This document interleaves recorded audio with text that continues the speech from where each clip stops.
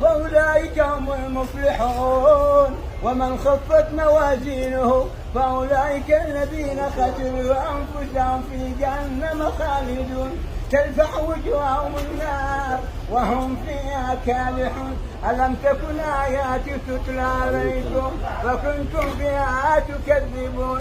قالوا ربنا غلبت علينا شقوتنا، أهلنا أموالنا مزارعنا متاجرنا غلبت علينا شقوتنا وكنا قوما ضالين.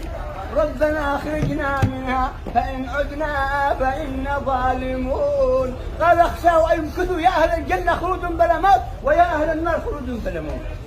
قال النبي عليه الصلاة والسلام إن لجهنم 70,000 زنا، مع كل زنام 70,000 ملك يجرونها.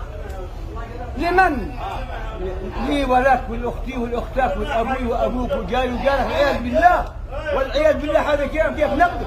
إنما المؤمنون الذين إذا ذكر الله إنما المؤمنون الذين إذا ذكر الله وجلت قلوبهم وإذا تليت عليهم آياته زادتهم إيمانا وعلى ربهم يتوكلون. الذين آمنوا وتطمئن قلوبهم بذكر الله ألا بذكر الله تطمئن القلوب. قال النبي عليه الصلاة والسلام نعمتان مغبون فيها كثير من الناس الصحة والفراغ.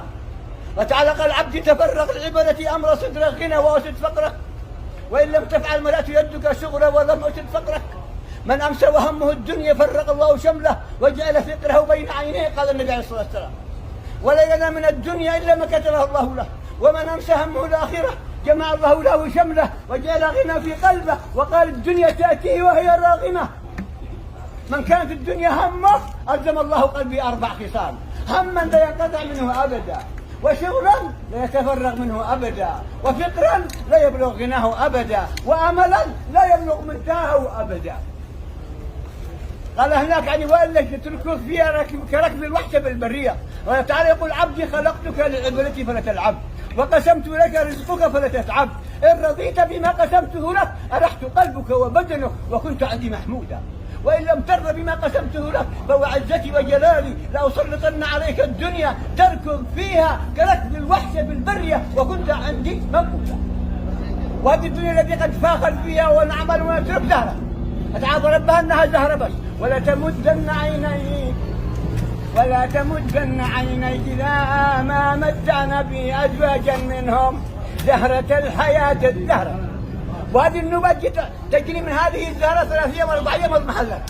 ولا تمدن عينيك إلى ما متعنا به أزواجا منهم زهرة الحياة الدنيا لنفتنهم فيه ورزق ربك خير وأبقى. وأمر أهلك بالصلاة واصطبر عليها لا نسألك رزقا نحن نرزقك.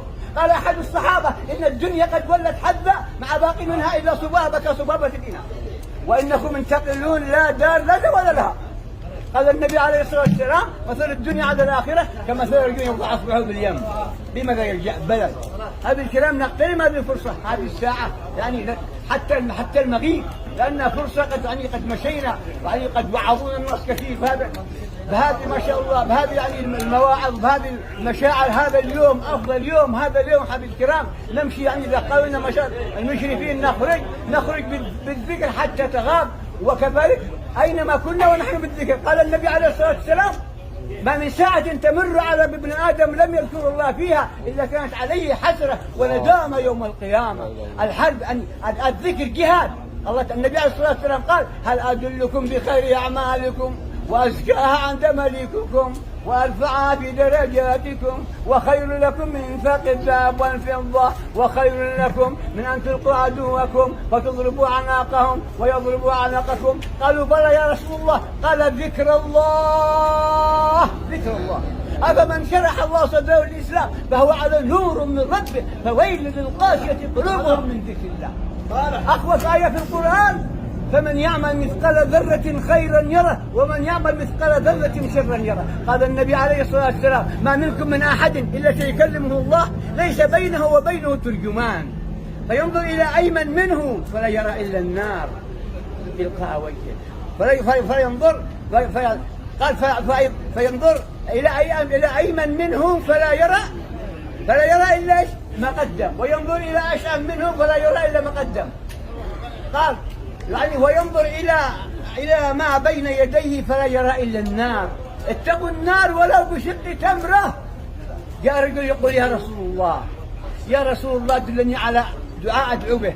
قال اللهم إني أعوذ بك من شر سمعي ومن شر بصري ومن شر لساني ومن شر قلبي ومن شر مني. احفظ لسانك أيها الإنسان لا يلدغنك إنه ثعبان. كم في المقابر من قتيل لسانه كالتهاب عليه الأقران. لا بد نستغل هذه الفرصة وأينما كنا نكون ذاكرين من الله. وتعالى قال ولا تنية في ذكري وجزاكم الله خير. وتعالى قال كنتم خير أمة أخرجت للناس تأمرون بالمعروف وتنهون عن المنكر وتؤمنون بالله وجزاكم الله خير. والسلام عليكم ورحمة الله. جزاك الله خير. جزاك الله خير. بارك الله.